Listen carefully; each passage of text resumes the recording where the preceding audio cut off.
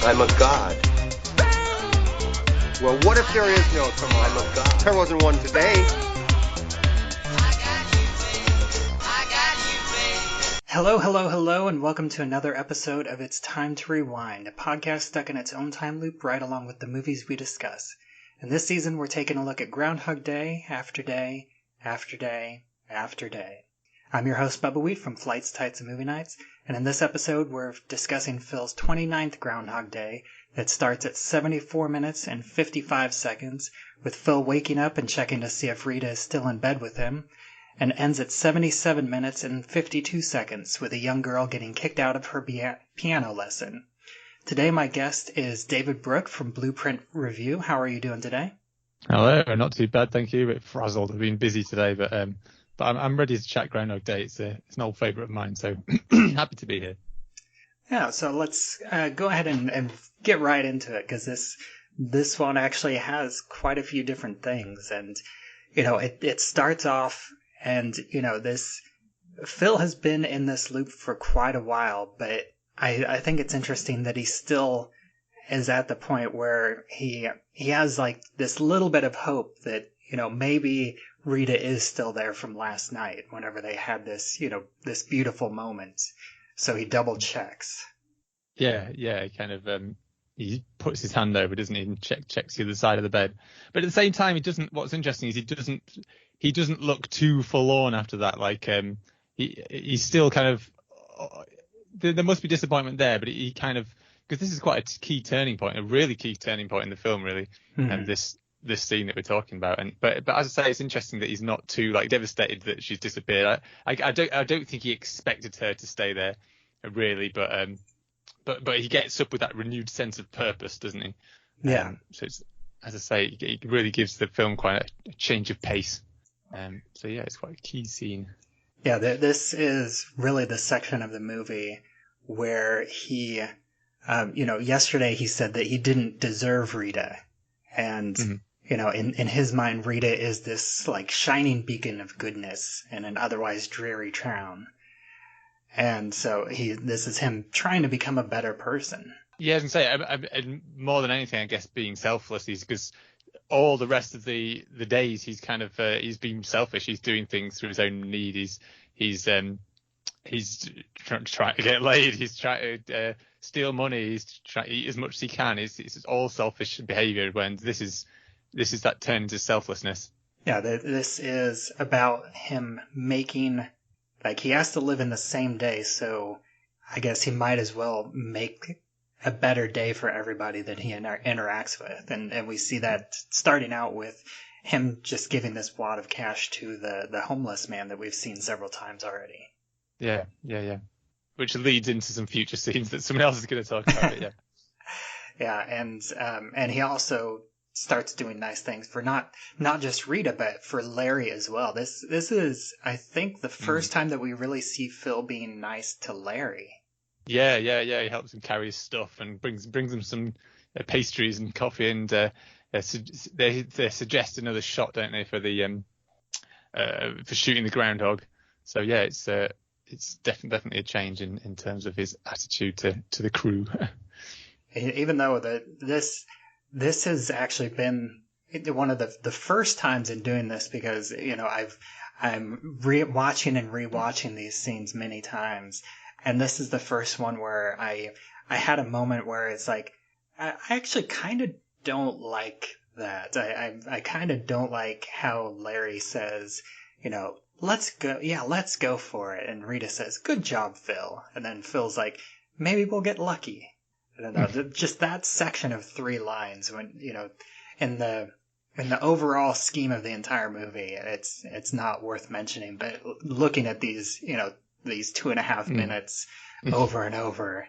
Well, I guess another thing is, I guess this is the first time, because as I say, with that change of tone, but what I like about the film is, although as you say, I kind of agree to it a bit that those couple of lines are one of the few moments where it's a bit like, it's a little bit cheesy. But what I like about the film as a whole is this section of the film is where it's a dangerous section. It's where the film could get really corny, really cheesy, really sentimental. And although although there's that danger there, and as I say, in those first few moments, but I wonder if it is because it is those first few moments. This is the first time he's not being an arsehole sort of thing. He's the first time he's kind of being nice. It's a bit of a shock to the system, maybe. So yeah, maybe it does come across as cheesy, but what I like about what comes later is still some kind of a couple of sort of clever remarks and things, and to keep it on track, to keep it from getting way off hand and turning into schmaltz. And I think there's a nice kind of cynical gag that comes soon afterwards as well. I might be jumping ahead a little bit, but in the first piano lesson bit as well, there's a bit of a cynical little joke in there which brings things around. But yeah, I know what you mean. This is the first moment you get a little bit of cheese, a little bit of corn coming in. Yeah, and I think I know what you're talking about, and I did specifically write that. I think that you're talking about, whenever he goes to the piano teacher, which I'm not sure if she has a name in the script, but the actress's name is Peggy Roeder. So I think we can just call her Peggy for shorthand. But she seems like a very nice person in the times that we see her. But like whenever Phil offers her $1,000, she kicks the girl out. But not only that, but she gives her she shoves her out the door. Yeah, rushes her out, kicks her out. Definitely, yeah. That is definitely the moment I was thinking of. It's a nice little gag that, and it's clever that it comes from the piano teacher, because if it was Bill Murray doing something a bit cynical, something a little bit nasty at this point, it wouldn't work with what is happening in the film. So it's nice that they keep a bit of cynicism in there, but they make sure it's someone else doing that, so that it doesn't spoil this kind of this arc that has just kind of developed from Phil. Yeah, and I also like the fact that almost immediately you start hearing Phil playing the piano in the background. Yeah, doesn't waste any time getting on there. But jumping back a little bit, I like to point out some of the details that I've been noticing watching this. And did you notice, in the gazebo, and I think that they have shown up in earlier scenes here at Gobbler's Knob, but the two Groundhog cosplayers. Oh no, I don't think I spotted them. I've not been watching it as many times as you, obviously. Yeah, just you get a fairly good shot. I mean, it's quick, but they're on screen for a couple seconds near front and center. You get what looks like a Phil and a Mrs. Phil. It's both are very basic groundhog costumes, just like the big groundhog head, and then just like a plain fursuit, and then the female groundhog is wearing a red and white checkered apron. Oh, I've got to keep an eye out for that now. But yeah, and you've obviously got the classic Pennsylvania poker playing, as always. Gets in your head after a while watching the film, and it's constantly coming back.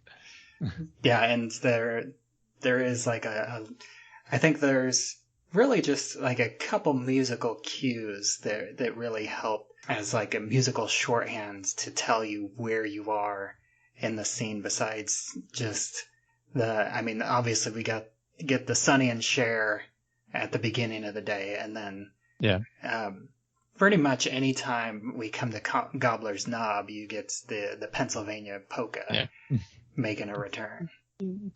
Yeah. Just the names bringing the song tune into my head. We do see Phil sitting in the diner, and where he gets the idea to start taking music lessons, and he's studying, and I think it's interesting that he is not just trying to better the world around him, but he's also trying to better himself.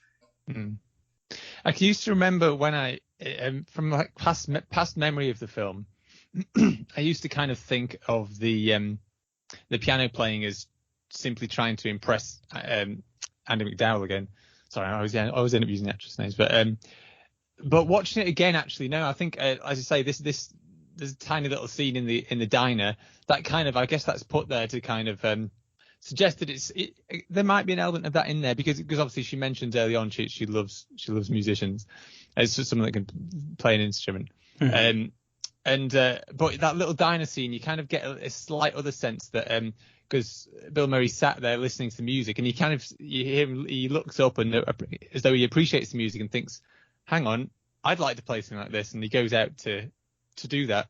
And so it kind of stops it from being another kind of selfish kind of trap for Andy McDowell sort of thing as before, to try and separate it.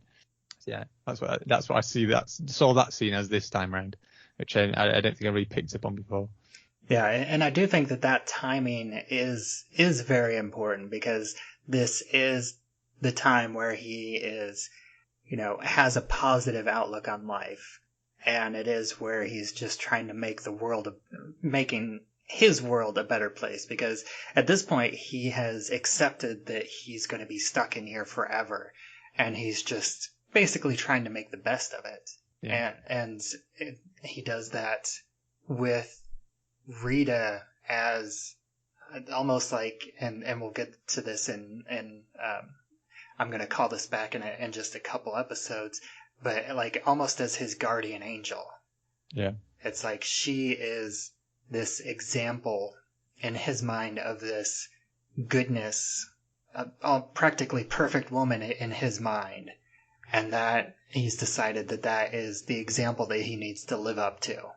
Yeah.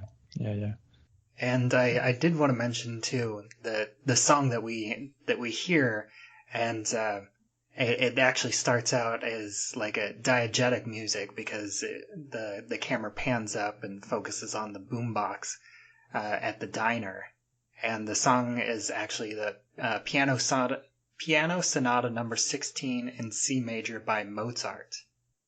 Oh, is it? For some reason I thought it was the Rachmaninoff one, but is that the one that he plays later? Yes.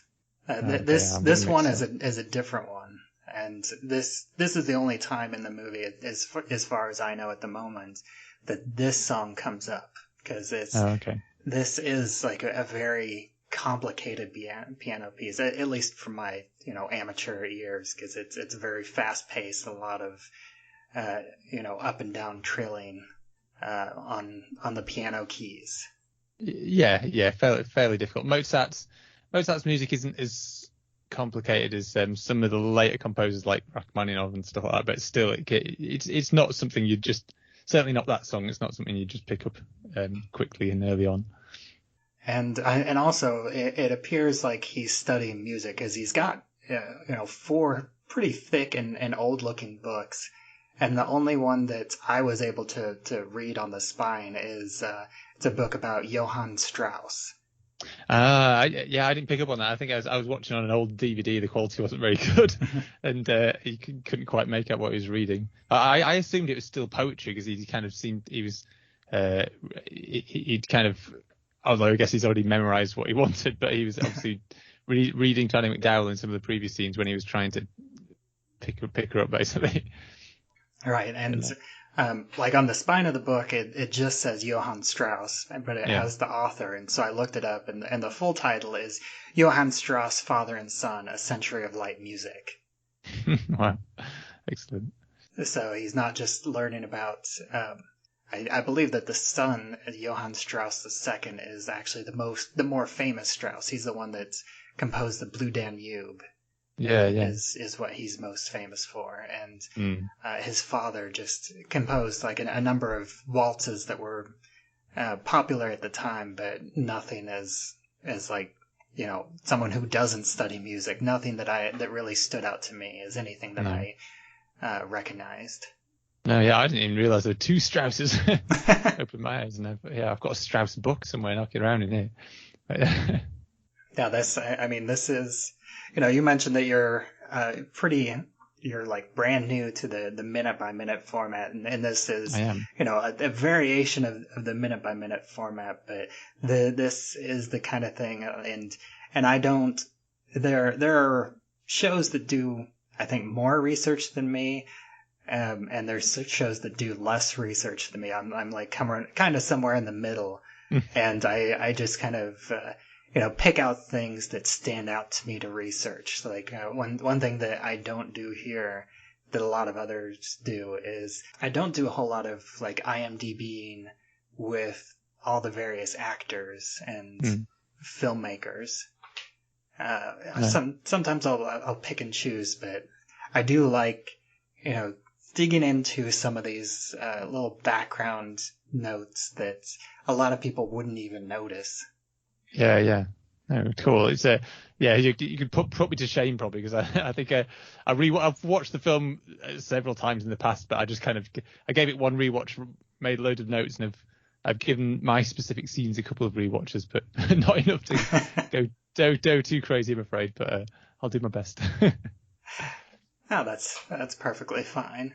And then one thing that I have been asking people, and I think it's best to start out at this point, because this section of these four loops, as somebody who's looking at this with a fine-tooth comb, and I'm trying to give my own estimate of how long he's been trapped day to day, and this one is, and I'm going to get into it more here in a couple episodes, but this really kind of makes my life difficult. So I'm going to go ahead and, but before we get too much into some other things that he clearly has to learn, how long would you say that Phil's been trapped up to this point? Like, this is right where he turns the corner and he's starting to better himself, but he hasn't really put too much time into his studies just yet. Up to this point, it's really hard. I keep changing my mind, because you asked me this before, and I've jumped up and down a couple of years here and there. I don't know. I think, to me, it's really hard to say. I think, but there are some keys that to me suggest it's been a long time. Like, because he knows, because there's that scene in, is it just not long before this where he says about being God? Yes, that was just the last loop. Yeah, and he knows everything about everyone in town, pretty much, or at least everyone in that diner. He knows loads of things about these people. And obviously he's had the time to kind of memorize and learn certain things to get what he wants, with the bank robberies and the and learning everything he can about Andy McDowell and all this kind of stuff. And plus, another key for me, which suggests it's been quite a long time, is that kind of suicidal low he gets to. I think to get to that level, to be just killing himself again and again, I think he needs to be there for a long time. So I keep changing my mind about this. I don't know if it's too long. It might be too long, but I'm thinking a few years. I'm thinking kind of 3 years, 5 years, maybe max. I don't know. Maybe that's too much. But it feels like he's been there a long time. I think I did have it lower. I was just thinking practically of how he could do these things. But I think, although practically in terms of what we see, maybe it seems lower. Maybe it seems like a year or something like that. But actually, I don't know, when you think about it and his attitude and what psychologically he goes through and things. Yes, but I do think it's a while longer than we're kind of presented with, if you know what I mean. So I guess I'd say like 3 to 5 years at this point, maybe. Okay. What's been the general consensus, can I ask? Or you're not going to say, save it for the end for your own kind of choice? Or It's... Has it varied? Most people are on the shorter end of things, and then there's a few people that go longer, and I'm also somewhat on the shorter end of the spectrum, because I think early Phil takes a lot of shortcuts, and just in terms of me liking Phil as a character, I don't want to necessarily think about him being trapped in his depression for years upon years. I guess he's quite he's a self-centered kind of guy. I guess it might not take much for him to snap when he's not getting his way. I guess, I don't know. And I guess, like you say, he's very driven. It's shown from the start. So perhaps it is shorter because although he's learning all these things, he's quite driven. He's just going out and doing that and making sure he's ticking his boxes and figuring these things out. So yeah, maybe I'm thinking a little too long, but I don't know. As I say, it's very difficult to say. You don't, obviously not seeing everything. Yeah, but I don't know. Part of me feels it is longer than is presented, though. But who knows? Yeah, and the movie does leave it very ambiguous and doesn't give any answers. And the filmmakers, the writer and director, they've both varied from time to time.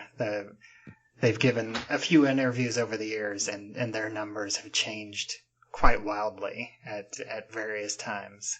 So they're not much help either.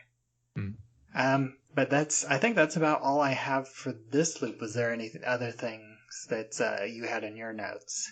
I'm trying to think when this one ends. I'm getting blurring into one, but it just ends at the first piano lesson, doesn't it? Yeah, it ends right whenever the piano teacher kicks out her student, and then Phil starts playing the scales. Yeah. The only thing I would, if I wanted to be really, really kind of anal and particular about it, I would say you wouldn't jump straight into scales. You'd usually start. Well, I guess it depends, but usually I've been teaching my girls the piano, and then usually most of at least the kids' books that you use, start off playing just one note, just middle C, and it's more learning about rhythm and using it, putting your hands in the right place, and you wouldn't jump straight into scales. That's it's a little further on, really. That's the only nitpick I'd have on that scene. Oh, well, that's kind of, that's the perfect kind of nitpicking that these type of podcasts live for. So, and that's exactly, why I brought you in for these episodes, as someone who knows how to play the piano. And plus, as you say, you can hear him playing it whilst the other girl's just being kicked out, which suggests he's jumped straight on there, knows where to put his hands on the piano, which sounds simple, but if you've never played the piano before, you don't have a clue. And he's jumping straight in there playing scales. I don't buy that completely. But well, his father was a piano mover, as we'll find out before too long. Yeah. All right, but I think that wraps it up for this episode. I'd like to thank you for joining me today. No problem. And why don't you go ahead and take a minute to let everybody know where they can find you online? Yeah, well, I run blueprintreview.co.uk, where myself and several of the writers provide reviews of film soundtracks and video games, but mainly we kind of specialize in films that are getting physical releases, sort of boutique Blu-rays and stuff like that, your Criterions and your Eurekas and things in the UK. So yeah, blueprintreview.co.uk, check out all our reviews and such. And as always, I'm Bubbleweed, and you can find me online at flightstights@movienights.com. You can find me on Twitter at Bubbleweed, and you can listen to this show, It's Time to Rewind, on Anchor.fm, as well as anywhere else where you listen to podcasts. And you can join our Facebook group, It's Time to Rewind, a time loop group, where you can discuss episodes as they come out, and you can also join in discussions about time loop movies and TV shows in general. It's a fun time. Hopefully, we'll continue to grow, and it's a nice community so far, and hopefully it continues to grow. And maybe we'll get lucky in the next episode.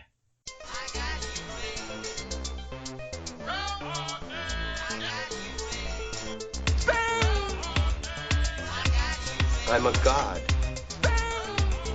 Well, what if there is no tomorrow? I'm a god. There wasn't one today.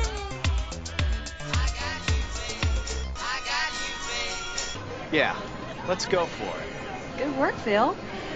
Maybe we'll get lucky.